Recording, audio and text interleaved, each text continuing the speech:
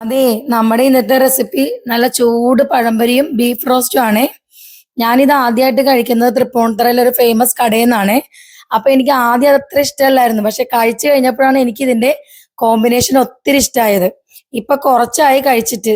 അപ്പൊ ഞാൻ വിചാരിച്ചു വീട്ടിൽ തന്നെ ഒന്ന് തയ്യാറാക്കിയാലോ എന്ന്. അപ്പൊ നമുക്ക് ചടപടയെ നമ്മുടെ റെസിപ്പി നോക്കിയാലോ. നല്ലപോലെ കഴുകി വൃത്തിയായി വെച്ചിരിക്കുന്ന ബീഫിലേക്ക് 2 സവാള ചെറുതായി അരിഞ്ഞതും 4-5 പച്ചമുളക് ചീന്തിയതും ഒരു വലിയ തക്കാളി ചെറുതായി അരിഞ്ഞതും കുറച്ച് ഇഞ്ചിയും വെളുത്തുള്ളിയും ചതച്ചതും ഒരു വലിയ ടേബിൾ സ്പൂൺ പുളിയില്ലാത്ത തൈരും ആവശ്യത്തിന് ഉപ്പും 1/4 ടീസ്പൂൺ മഞ്ഞൾപ്പൊടി ഒരു വലിയ ടേബിൾ സ്പൂൺ ഗരം മസാല ഒരു വലിയ ടേബിൾ സ്പൂൺ വെളിച്ചെണ്ണ അതും കൂടി ചേർത്തിട്ട് നന്നായി കൈകൊണ്ട് നല്ലപോലെ തിരുമ്മി യോജിപ്പിക്കുക. നന്നായിട്ട് തിരുമ്മിയിട്ട് ഒരു അരമണിക്കൂറെങ്കിലും മിനിമം അടച്ച് റെസ്റ്റ് ചെയ്യാൻ വെക്കണം. അതിനുശേഷം ഇത് കുക്കറിലേക്ക് ഇട്ടിട്ട് 3-4 വിസിലടിപ്പിച്ച് നന്നായിട്ട് വേവിച്ചിട്ടെടുക്കുക. അതാ ഒരു കടായി വെച്ചു. 1.5 വലിയ ടേബിൾ സ്പൂൺ മല്ലിപ്പൊടി, ഒരു വലിയ ടേബിൾ സ്പൂൺ മുളക് പൊടി, ഒരു വലിയ ടേബിൾ സ്പൂൺ ഗരം മസാല, 3 ഏലക്ക, കുറച്ച് പെരിഞ്ജീരകം, നല്ലപോലെ പൊടികളെല്ലാം ചൂടാക്കി അതിലേക്ക് ഒരു തണ്ട് കറിവേപ്പിലയും ചേർത്ത് നന്നായിട്ട് പൊടികളുടെ പച്ചമണം മാറിയതിനു ശേഷം വേവിച്ച് വെച്ചിരിക്കുന്ന ബീഫ് ചേർത്ത് നന്നായിട്ട് ഇളക്കി കൊടുത്തതിന് ശേഷം നല്ലപോലെ തിള വന്നു കഴിയുമ്പോൾ വറ്റാനായിട്ട് ഒന്ന് അടച്ചു വെച്ച് കൊടുക്കുന്നുണ്ട്. ഇതാ നോക്കിയേ, നമ്മുടെ ബീഫ് റോസ്റ്റ് നല്ലപോലെ എണ്ണ തെളിഞ്ഞ് നന്നായിട്ട് വറ്റി വന്നിട്ടുണ്ട്.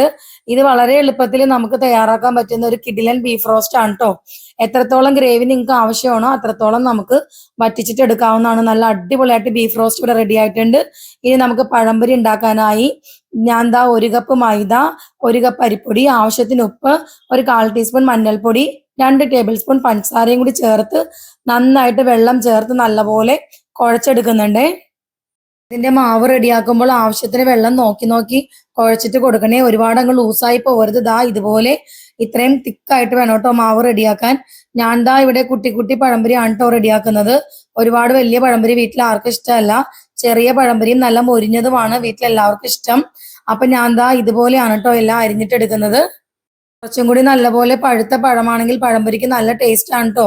എന്റെ പഴം നന്നായിട്ട് പഴുത്തിട്ടില്ല. ദാ എണ്ണ ചൂടായി. ഞാനിപ്പോ ദാ ഓരോ പഴവും മാവിൽ മുക്കിയിട്ട് ഇട്ട് കൊടുക്കുന്നുണ്ട്. പഴംപൊരിയുടെ ഒരു സൈഡ് മൊരിഞ്ഞു വന്നപ്പോൾ ഞാനൊന്ന് തിരിച്ചിട്ട് കൊടുത്തായിരുന്നേ. ദാ ഇതുപോലെ ആയിരിക്കണം കേട്ടോ വീട്ടിലെല്ലാവർക്കും പഴംപൊരി.